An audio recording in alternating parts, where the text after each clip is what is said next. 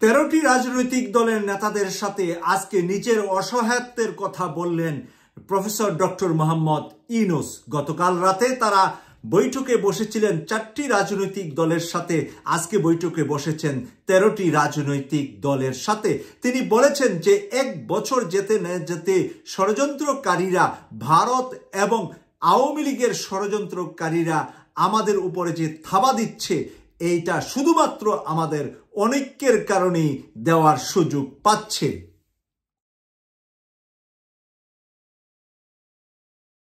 আসসালামু আলাইকুম ওয়া রাহমাতুল্লাহি ওয়া বারাকাতুহু। ডক্টর মোহাম্মদ ইউনূস আজকে বসেছেন 13টি রাজনৈতিক দলের নেতাদের সাথে। এর আগে বৈঠক করেছেন গতরাতে 4টি শীর্ষ রাজনৈতিক দলের 8 জন নেতার সাথে। আজকে উনি যা বলেছেন আপনাদের সামনে তা বাংলাদেশের ইত্তেফাক থেকে তুলে ধরছি। প্রধান উপদেষ্টা ডক্টর মোহাম্মদ ইউনূস 1 বছর যেতে না যেতেই পরাজিত শক্তির নানা ষড়যন্ত্র লক্ষ্য করা যাচ্ছে। রাষ্ট্রীয় অতিথি ভবন যমুনায় অনুষ্ঠিত এ বৈঠকে 13টি রাজনৈতিক দল ও জোট অংশগ্রহণ করে। বুধবার 23 জুলাই বিকেলে 13টি রাজনৈতিক দলের সঙ্গে একথা বলেন তিনি। বৈঠকে প্রধান উপদেষ্টা বলেন, জুলাই অভ্যুত্থানের 1 বছর আমাদের আয়োজন ছিল সব রাজনৈতিক দলকে একসঙ্গে নিয়ে অতীতকে স্মরণ করা। সেজন্য একটি কর্মসূচি গ্রহণ করেছিলাম। এতে করে ফ্যাসিবাদের বিরুদ্ধে নিজেদের মধ্যে ঐক্যটা দৃশ্যমান হতো। কিন্তু 1 বছর যেতে না যেতেই পরাজিত শক্তির নানা ষড়যন্ত্র এখন লক্ষ্য করা যাচ্ছে। প্রিয় দর্শক, আপনারা বুঝতে পেরেছেন এই 85 বছর বয়সের এই নোবেল বিজয়ী আমাদেরকে আঙ্গুল দিয়ে চোখের মধ্যে কি দেখিয়ে দিচ্ছে। আমরা এখন কি নিয়ে হানাহানি করছি, কি নিয়ে? চেয়ারটা নিয়ে। উনাকে কখন চেয়ার থেকে লাথি মেরে ফেলে দেব, আর এই চেয়ারটাই কখন আমি আপনি লুফে নেব। আমি আপনার এই ধরনের দুঃস্বপ্ন নিয়ে আমরা কাজ করছি।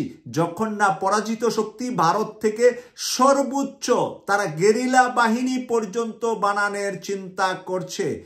আব্দুস শহীদ নাসিম মৌলভীবাজারের হুইপ ছিলেন এক সময়, আপনারা চিনেন, মন্ত্রী হয়েছিলেন আব্দুস শহীদ নাসিম।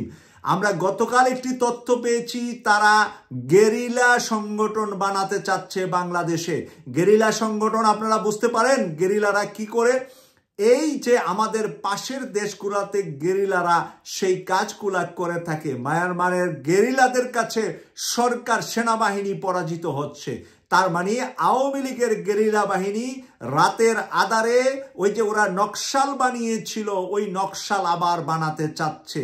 আপনি যদি নকশাল আর গেরিলা বাহিনী বানিয়ে আওয়ামী লীগ সারা বাংলাদেশকে উত্তপ্ত করে দেয়, তাহলে বহু মানুষের জীবন যাবে। বিশ্ববিদ্যালয়, স্কুল, কলেজ, শিক্ষা প্রতিষ্ঠানগুলাতে উত্তপ্ততা হবে। ধর্মীয় উপাসনালয়গুলাতে ওরা হামলা করবে আর নাম দিবে বাংলাদেশে মৌলবাদীরা জাগৃত হচ্ছে এবং মৌলবাদীদের হাতে দেশ নিরাপদ নয়।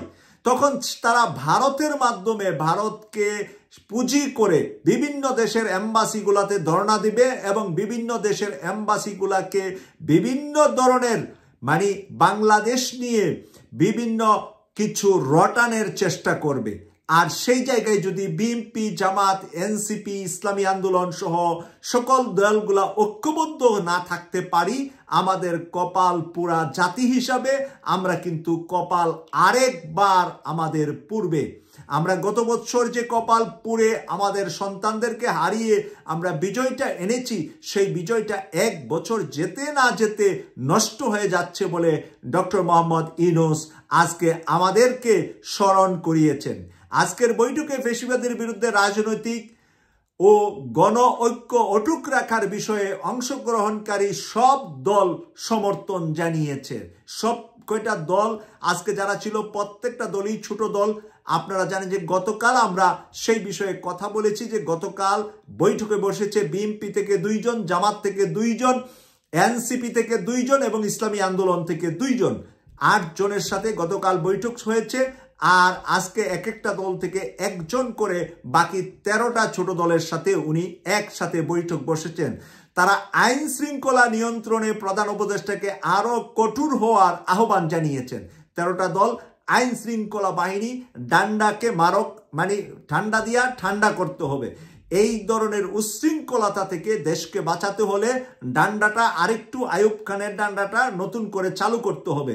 আইয়ুব খান যেরকম বয়স্ক মানুষ ছিলেন, তেজি ছিলেন, ব্যারিস্টার ছিলেন, এরকম তেজি ব্যারিস্টারের মতো করে ডক্টর মোহাম্মদ ইউনূসও সেরকম ডান্ডাওয়ালা হইতেইব। ঠান্ডা মানুষ হলে চলবে না। উনি তো ঠান্ডার কারণে নোবেল পেয়েছেন, ডান্ডার কারণে নোবেল পান নাই। আইয়ুব খানের মতন তেজি ডান্ডাওয়ালা মানুষ লাগবে আজকের বাংলাদেশকে ঠান্ডা করার জন্যে। তারা এছাড়া বলছেন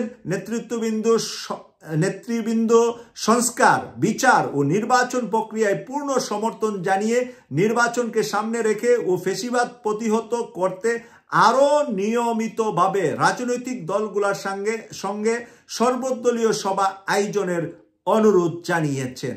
এটা খুবই ভালো কথা। আমরা গতকাল মির্জা ফখরুল ইসলাম আলমগীরের মুখ থেকে শুনেছি, তিনিও বলেছেন যে বেশি বেশি করে রাজনৈতিক দলগুলোর সাথে যেন ডক্টর মোহাম্মদ ইউনূস সাহেব যদি বসেন তাহলে অনেক কিছুর সমাধান ওই বৈঠকে করা যাবে। কারণ রাজনৈতিক দলগুলোর পরামর্শটা সরাসরি যদি ডক্টর মোহাম্মদ ইউনূস স্যার নেন আর এইগুলা যদি মাঠে বাস্তবায়ন করেন, ওনার অনেক উপদেষ্টারা আছে ওনাকে কুবুদ্ধি দেয়, সুবুদ্ধি দেয় না। কিন্তু রাজনৈতিক দলগুলা তো একজনে কানাকানি করে দিচ্ছে না, অন্যদের সামনে দিচ্ছে। তাহলে রাজনৈতিক দলগুলা যখন অন্যদের সামনে দিচ্ছে তাহলে সবাই বুঝে শুনে সবার ভালো, রাষ্ট্রের ভালো সেটাই দিচ্ছে। মির্জা ফখরুল ইসলাম আলমগীর তো গতকাল একা কথা বলেন নাই, জামাতে ডাক্তার সৈয়দ আবদুল্লাহ মোহাম্মদ তাহের তো একা কথা বলেন নাই, নাহিদ ইসলাম তো একা কথা বলেন নাই, চরমুনাই থেকে যারা ছিলেন তারা তো একা কথা বলেন নাই, তাদের নিজের কথা বলেন নাই, তাদের দলের কথা বলেন নাই।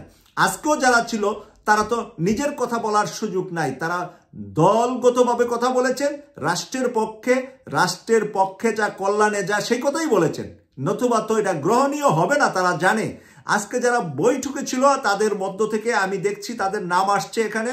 বৈঠকে অংশ নেন রাষ্ট্র সংস্কার আন্দোলনের সৈয়দ হাসিবউদ্দিন হোসেন, গণসংহতি আন্দোলনের জুনায়েদ সাকি, এবি পার্টির মুজিবুর রহমান, নাগরিক ঐক্যের শহীদুল্লাহ কাইসার, গণ অধিকার পরিষদের Nurul Haq, liberal democratic party LDP Redwan Ahmed, খেলাফত মজলিসের আহমদ আব্দুল কাদের, বিপ্লবী ওয়ার্কার্স পার্টির সাইফুল হক, জাতীয় সমাজতান্ত্রিক দল জেএসডির তানিয়া রব, 12 দলীয় জোটের শাহাদাত হোসেন সেলিম, বাংলাদেশ সমাজতান্ত্রিক দল বাসদের Bazlur Rashid Firoz, Bangladesh communist party CPB Ruhin Hossain Prince, গণফোরামের মিজানুর রহমান।